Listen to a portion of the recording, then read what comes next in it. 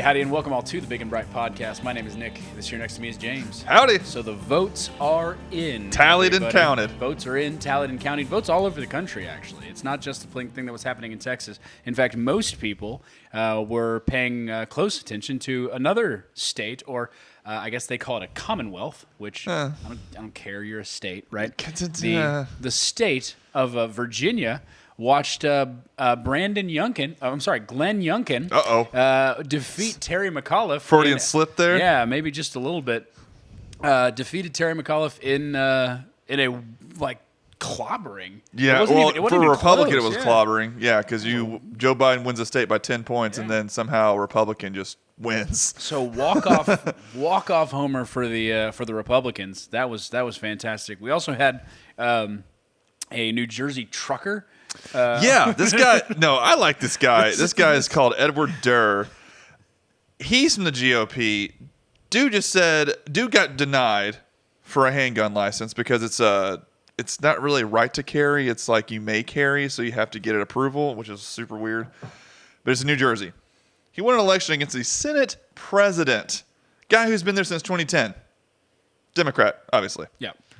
He spent $153. About $66 of that went to Dunkin' Donuts. On Dunkin' Donuts. People are listening, apparently. Dude, Dunkin' Donuts is going to make a killing off of that. Oh, yeah. He had 10 grand. He's like, yeah, I only spent like 153, so here's the rest back. Dunkin' Donuts needs to make that guy their spokesperson. They won't. They're too woke. They need to make that guy the Jared Fogle of Dunkin' Donuts. But you won't lose weight. Hopefully with a much better end than Jared Fogle, right? Allegedly. No, he got convicted. Okay, maybe a little bit. But as far as the Texas stuff is concerned, what do we got here? First and foremost, let's talk about the proposals. The proposals, yeah. So, James, give us the breakdown. Who won, who lost in the proposals? Yeah, they all won. They all won. Y'all don't read. Nobody pays attention when you vote for proposals. Because all you're 10 of our followers don't read. They voted the wrong way. And I read on my ballot, right? So we went and voted, right? As you can see on our Instagram. By the way, like and subscribe. I put it on Twitter, but I don't care. You put it on Twitter? Did you put it on Twitter? Yeah. Yeah. Oh, he was also on Twitter. Yeah. Like and subscribe. Nick got a candy cane. I did. I got a candy cane. They're giving out free candy canes because, it's Christmas, not Thanksgiving. I bet they had the Rona shot in it.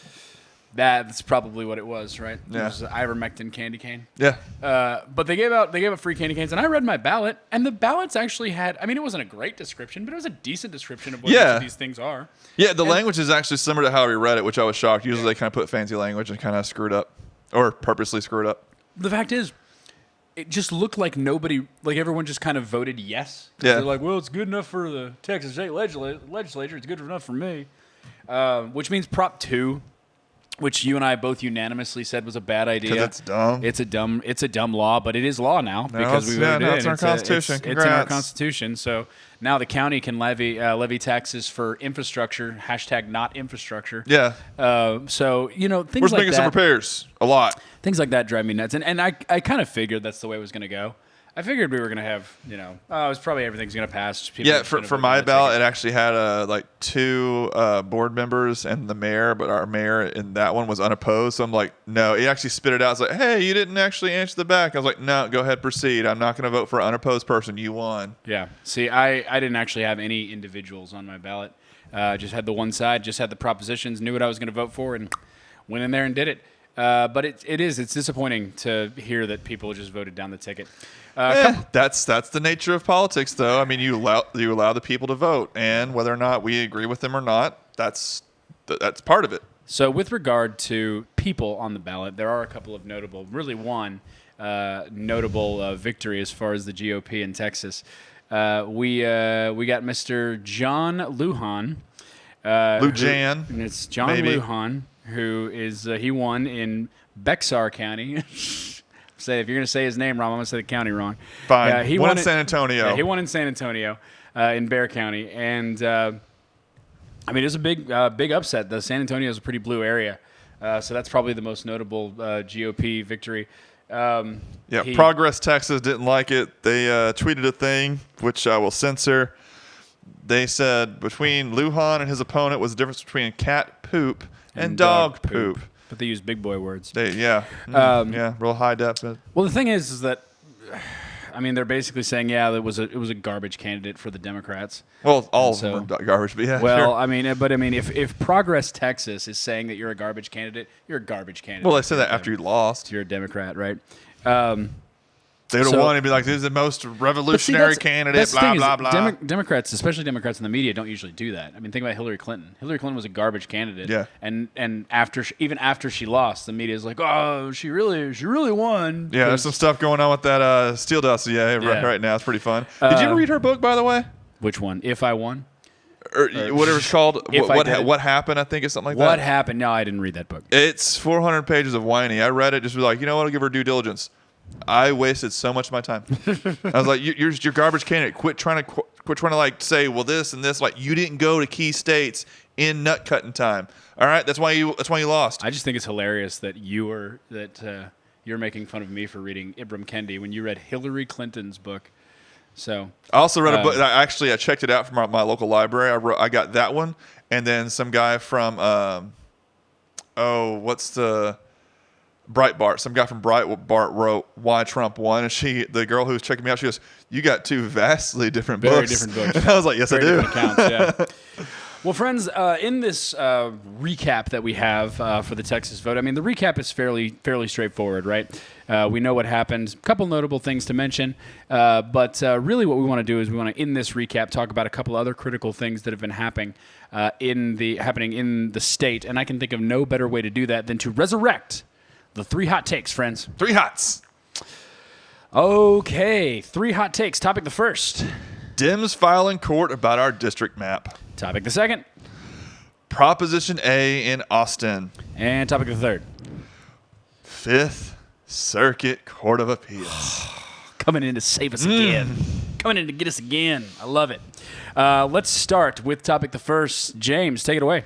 Dems file in court. By the way, this last guy, Lujan, was the same guy from Progress Texas, says, well, because of the maps, the reason why we lost, despite the guy actually being a like member of that population. He's Hispanic. Shocker, shocker. Well, they filed multiple lawsuits challenging the new political districts drawn by Republican-controlled legislator. This will play out in Fed court. The caucus simultaneously filed a federal lawsuit last Wednesday, alleging the state's new maps were drawn with discriminatory intent that violate the Federal Voting Rights Act. Filed it in Austin. Duh. Republican-controlled legislator this year took on the work of redistricting to include a decade of population growth into the state's map and equalize the population of districts. But they claim the final product was contained in district boundaries that solidified the GOP's dominance while weakening the influence of voters of color, because we always got to see color. Yep. Basically, they're saying Hispanics, which make up the most, they lost 33 districts and went to 30. They lost 3. Mm-hmm. Congressional map, which is the bigger one for the rest of the United States, they went from 8 to 7. Oh, the travesty. Because apparently the people of a certain color always vote a certain way, as we all know. Yep. All white people vote the same. All Hispanics vote the same. All blacks vote the same. Yeah, somehow. But here's the biggest part from this article that I found. The plans adopted by the state not only failed to increase Latino and minority opportunities for representation, they actually decreased them while increasing the number of districts which Anglos form a majority of the eligible voter population. This turns the concept of representative democracy on its head. Okay? This is one of those things that drives me. This is one of those things that drives me nuts about, because I'm so confused as to how I feel about redistricting. Because of course, redistricting is discriminatory. It's designed to be discriminatory. Yeah. And I mean, you hear these like crazy stories about gerrymandering to the out the whiz-waz where you're drawing lines down the center of streets because one side tends to vote one way. Yeah. But the reality is that are you not allowing these people to vote? These people are still voting. It's just a matter of what district they're voting in and how those are distributed. If you don't like it, win elections. Stop saying woke crap. Maybe get elected. I will tell you. Ask Youngkin how that works. That would be a great way to, or better yet, ask McAuliffe. Yeah. Who I'm pretty sure still hasn't conceded the election. No. He's. I watched his little thing about we're still gonna fight, and I'm like, dude, either drank red wine or put on lipstick. Either way, man up. We're still going to fight. We're going to count all of these votes, as he points to these people lugging these big suitcases and Well, after he does a little speech, like it just fizzled out. Everybody's like, yeah, we lost. I was like, oh man, that was quick. That was real quick. That was real quick, man. That was a party in Virginia, man, when at the Youngkin campaign. Yeah. But this is Texas. Let's keep talking about Texas. So, what's the end result of this situation, James? What's the end result of this? What's going to be the ruling? Gerrymandering? Yeah. I don't know what the ruling is going to be. I highly doubt it's actually going to show that they were doing it just for white people. They had mentioned all this crap, and there's like a second lawsuit, and they put this in the bottom of the article so you really don't notice it. Mm-hmm. Dropped shortly after Governor Abbott signed into the MAPS law. Oh, so you dropped it, so why don't we care about? Why don't we talk about? Why don't we care? Mm-hmm. This was backed, but here's why I care. It was backed by an organization affiliated with former U.S. Senator, U.S. Attorney Eric Holder, the same attorney that was Obama's wingman. Gosh, that guy. That's what he claimed himself. That guy. So it was dropped. Mm-hmm. Why is this part of your report? Because you want to rail on Abbott because you're totally a nonpartisan, paper. They obviously knew it had no merit. They dropped it after he signed it. So this wasn't dismissed. The person who filed it said, yeah, we don't have jack. Just pull that right back up. So they got their virtue signal. It's good job. This is the same case as we had with Krause, right? Mm-hmm. With it's just going the other way. It's just these people are like, we're gonna file this lawsuit, and then once the media pulls back and it's not covering anymore, we're gonna retract this lawsuit. Yeah. Oh, he signed it. Oh crap! We're hoping this is gonna stop him from signing. And Eric Holder, how is he still a thing, man? The dude is He's still an attorney. The dude is like if a greasy car salesman married and had a baby with the literal swamp thing from horror movies. And the other thing is the guy's always he's always, you can always tell, and this just drives me nuts, right? You can always tell that he doesn't iron his shirts and he puts the jacket on to cover all the wrinkles, which drives me nuts. You look like you just wiped the Cheeto dust off your shirt and you're going on national television. I'm gonna talk about something Democratic now. Hold on. But anyway, yeah, Eric Holder. The fact that he still has a job in politics is an absolute travesty. This isn't politics. This is the court. But it's definitely political. These people are still voting, and this is what drives me nuts about this whole thing, right? You're not saying that these people can't vote. You're just saying, no. We need to have all of the Mexicans grouped together. Why? Why do the Mexican? Well, because they're most likely to vote for us. First of all, that's kind of racist. And second of all, that's actually increasingly not true. Not in Texas. Yeah, it's really starting to pivot a little bit. Ask Bexar County. But it's this exactly. Ask the border cities that are next to the border. That is definitely not a crisis. Dude, ask Corpus Christi. Ask the Rio Grande Valley. Yeah. Right. You're seeing a lot of pivot, and you're seeing a lot Let's of Go transition Brandons. there for sure. But it's this idea of no. It's important that we have all of these people that look a certain way that are voting in these specific districts. Yeah, we're not taking away their votes. Well, they all need to vote together so that they can, because they'll definitely vote for us. You're increasingly becoming wrong, and you're going to pay for it, which I feel like is the theme of 2021 through 2024 is Democrats. You're becoming increasingly wrong, and you're paying for it in dividends. It's going to be a high paycheck. I will tell you this, man. So you and I always have these discussions, and for those of you that don't know James is, and I'm just going to give you a peek behind the curtain here. James is an eternal pessimist, and I think the reason why James is an eternal pessimist is because it's easy to be right when you're a pessimist. Yeah. Because really not because you're right, because nobody cares if you're wrong. Yeah. But I do want to point out the fact that James is like, yep, they're gonna steal this Youngkin election. It's gonna happen, and I'm still not entirely convinced that they didn't try.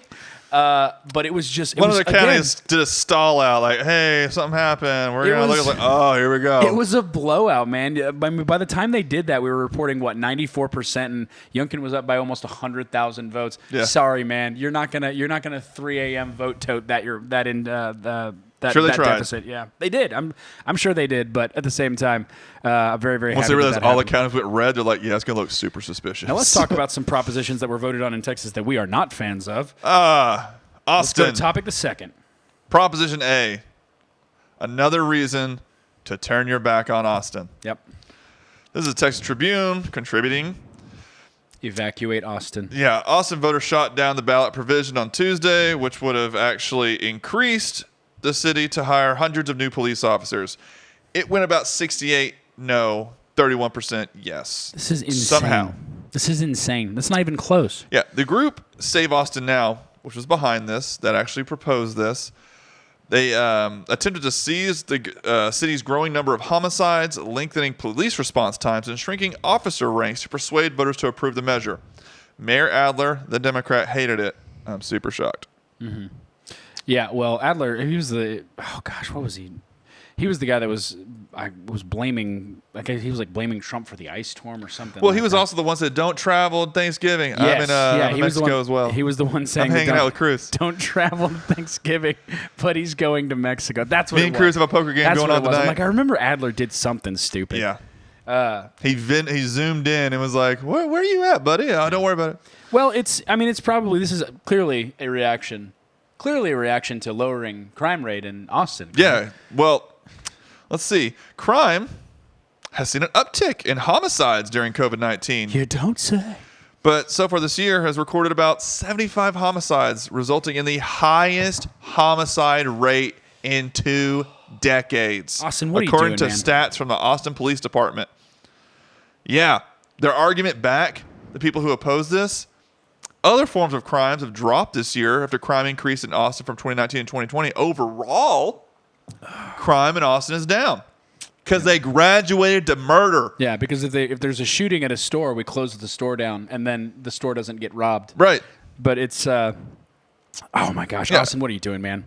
What are you doing? I have notes I can't read here because when I sent this to Nick, he's like, "Yeah, we're censoring that." We're just gonna take all of Travis County, cut it out, just get a big old saw like they do in the Looney Tunes, cut it out, and then have it airlifted into California and just drop They it. wouldn't know what happened. Oh, it's the same thing. Yeah, same thing. Same You're place. fine. Austin just got a whole lot bigger. Yeah. Drives me nuts. Here's the funny thing. After it didn't pass, the cops actually released a statement saying they thanked Save Austin Now for one, and they also called for the city council to hire 300 more officers. Like, dudes, we need this. Hint, hint. We're getting overrun. Mm-hmm. People can't get our help because we don't have enough officers. And you know what you're going to see? You're going to see officers leaving the job. Yeah. Officers leaving the job because they don't want to deal with this. Yeah. Right? They don't want to deal with this, so they're going to I mean, get thank out. goodness And it's then- not as bad as Chicago, but doesn't mean it's great. Yeah. that's gonna be Austin's tagline. It's like, Austin, not as bad as Chicago. Come on down. But here's the thing. Texas. The people who opposed it, they got real clever with their name. No way on Prop A. Wow. Yeah. Wow. That's that's like college improv level. Yeah. That's They got awesome. high dollar donations, particularly $500,000 from George Soros. George Soros, man. Yeah. And here I thought the right was a party of billionaires. It's one of the no. Just by no means. I just did a simple Googles. I was like, this seems weird. Just By no top means. 10 of the world. Mm-hmm. Most are dim. The richest people. Yep. Jeff Bezos, Bill Gates, Zuckerberg, Warren Buffett, Mukesh Ambani. If you don't know who he is, he's a co-founder of Google. Yeah, he's currently the CFO of Google. Yeah. Yep. So, he's the CFO. He's either the CFO or the CEO. I don't know. yeah. So, yeah, some of these, this is the world, not just the United States. Some of them aren't really in our politics because they don't live here. They don't care. Mm-hmm. Well, they care, but they do it slightly. This is a situation where, I mean, the George Soros thing, I don't like conspiracies. You're more of a conspiracy guy than I am. I don't like conspiracies, but Just keeps being proved true. George Soros, you're making it really hard, man. You're making it really difficult to believe that you're not leading some sort of weird cabal, because the guy's just he's just throwing money at this mess, and it's all like globalization efforts too. Uh-huh. That's what's real creepy about it. All liberal think tanks. So I just tell you what, George Soros is going to achieve his one world government in Texas. Is going to be like the lone speck of land, right? Again, we'll just construct multiple Alamos along all the border. Mine. It's going to be nuts. Cannon. Yeah, for sure. But I will say, yeah. I mean, of course, Soros is backing this proposition because if you can destroy the city, then you can come in and fix a problem that you caused. Right. That's Then you need more government. the way it goes, man. And you know this idea of It's all a plan. yeah, this idea of Republicans like, what about the Koch brothers? What about them? You got again Bezos, Gates, Zuckerberg, Buffett. Yeah, they weren't on the top 10. Yeah, they're all. I mean, these are all Democrats, right? Democrats. How many to list off? Let's see. 1, Billionaires 2, want you to 3, vote 4, Democrat. 5. Five of the top 10 in the entire world, all left. Mm-hmm. All left. There's no way you can show me. They're like, well, they actually said this one thing that's maybe right wing. No, they didn't. Yeah. Where'd their money go? Your money's where your heart is. You guys, you want to know how you got Trump? This is how you got Yeah. Trump. You want to know how you All right. lost Virginia? this crap. Yep. Keep throwing money out there, and people don't want handouts. They want actual structure. Give them something to do. You guys are leaving donuts in the kitchen and wondering why you have ants, Yeah. man. This is your fault. Everything that happens, and I'm telling you right now, and I know that I make bold predictions on this show, but I'm telling you right now, you guys are for a world of hurt in the next 4 years. See, I disagree with you about the whole 2022 red wave, but after seeing Virginia and after seeing how it's kind of going, I was like, oh crap, red wave may actually happen. I'm calling it, man. We're going to see a world of hurt in 2022, and if you don't get your act together, you're going to see it also in 2024, and you will have no one to blame but yourself for crap like this. But we're not going to reassess. We're going to double down. Yeah. This is how you get Trump. This is how you get a Trump 2.0, right? Which apparently, I don't know if you saw this, they're now saying that, oh my gosh, Desantis might be worse than Trump. DeSantis could be worse than Trump.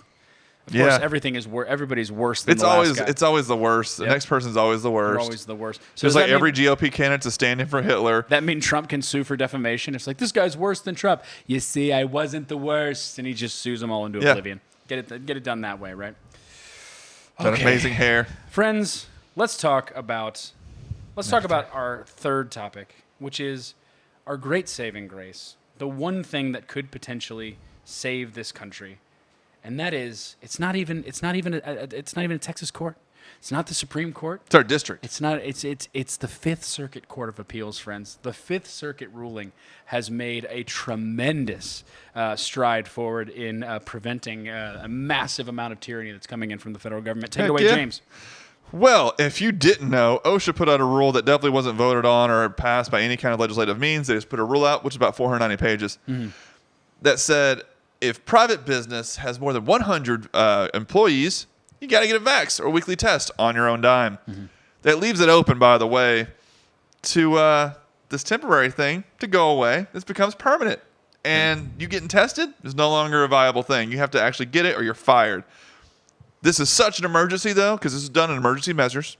It doesn't go into effect till January 4th, after the holidays. Weird how that works out. That is weird, yeah. So... And also, this is the part I couldn't understand either. Truck drivers also have to abide by this. You know, the guys that are by themselves in that truck shipping stuff, because, you know, shipping hasn't gone down and we haven't seen inflation or anything. They hang out in truck stops, James. Yeah, well. Sometimes they travel with their dog. No, I actually do know that truck drivers often do have... an animal?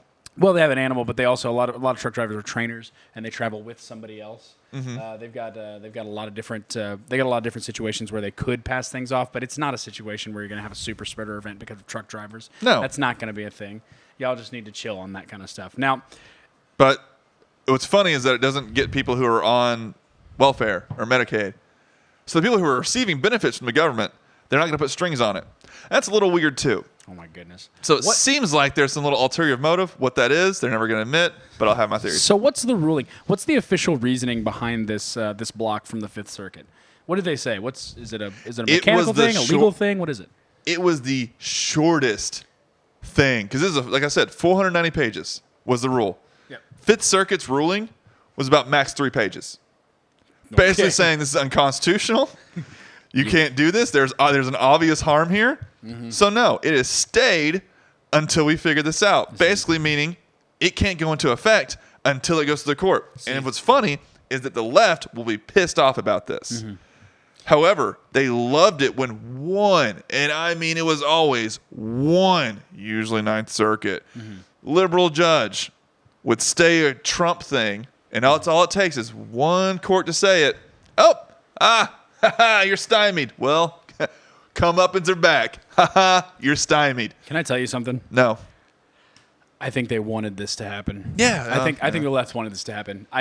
Because again, you get to puff your chest out. You get to make an enemy. You get to make an enemy out of the Fifth Circuit Court of Appeals. You get to say I was trying to do it, but you don't actually get the ramifications of actually going through with the policy and seeing all of the negative stuff that it's going to bring out. I think this is what they wanted. 27 states filed lawsuits. Texas is one of them. Finally, we did something right. Finally? Oh my gosh. Have you not been on this show for the past month? I honestly don't hear what you say most of the time. Finally, we've done something right. We've done a lot of things right, especially in this post-COVID era. A spokesman for the Justice Department, I still don't listen, Anthony Coley, said in a statement, this OSHA emergency, January 4th, emergency January 4th. Okay. Yeah. Temporary standard. Sure. Yeah. Government's always been temporary. I'm just dissecting it. Alex, read the whole statement. Yeah. The OSHA Emergency Temporary Standard is a critical tool to keep America's workplaces safe as we fight our way out of this pandemic. The Justice Department will vigorously defend this rule in court. Why so long, hombre? You gonna lie? Yeah. You gonna lose? Fight our way out of this pandemic. What are you talking about? You want a shot? Get a shot. Yep. Right now, they're currently looking at a pill that reduces 90% without even the shot. So we're done. We're done. We've been done. Have you ever seen the movie? Can't let it go. You ever seen the movie V for Vendetta? Yeah. This is interesting. I recently rewatched that movie. Right, so V for Vendetta is this movie. Kind of scary, isn't it? Yeah, it's about a fascist dictatorship that overtakes all of the Western world. Right. Yeah. Do you know what inspired the overtake of the people of the political system by this fascist party? Vaccine. No, it wasn't a vaccine. It was a pandemic. It was a massive pandemic that allowed them to declare emergency powers. I was thinking of 1984, which started with everyone getting a vaccine. Everyone getting a vaccine. Yeah. There's a lot of really. It's almost like they're just reading like, oh, there's our playbook right here. Yeah, okay, we just got to do this next. Got to do this next. Does kind of freeze the blood that it does look like these Democrats are looking at these books that are clearly like, this is horrible, don't do it. And they're like, this is a bad thing. That'll work. Yeah, we can do that. We're just gonna. Well, the thing is, if they know they can take this small little step, they've even said it in there. Well, it may also be permanent later on. So it's not a temporary thing. It's bullcrap from the get-go. Yeah. You wrote it in the actual thing. If you want to read 490 pages, you can. There's people who've done it for you, and they have reports about it. And you can see it in the not even on the political spectrum, but you can see it in the culture. Yeah. Right. You can see it when people are wearing just these apathetic. Masks. Yeah, and they're saying, well, I'll do whatever I want in order for the government to tell us we can go back to our lives. I'll do whatever you need me to do. Well, what if they never say that? They won't. They won't. And then people start Government does not give any measures up without blood. Yeah. Then people start justifying it. People start saying, you start bringing up statistics saying, hey, the COVID deaths are significantly down. You have the opportunity to get vaccinated. The vaccines seem to be effective. And they say, yeah, but, I mean, think about it. Wasn't it kind of really gross that nobody was wearing masks and they were just breathing all over each other? Wouldn't it be more sanitary if we all just keep wearing these masks indefinitely? No. I like to see smiles. I like to see body language. It would be very, very bad. But as long as eyebrows don't do it. As long as they can get you to allow, right? They can get you to make allowances one piece at a time. Then eventually it'll change on a cultural level, and a cultural tide cannot be stymied in the same way a political tide can. But friends, Texas is working hard to keep ourselves free. But at this point, I'm going to put the Star at Night tag, not on Texas, but on that Fifth Circuit Court of Appeals. Yeah. They are the Star at Night today, friends, and they are big and bright. We'll see you next week.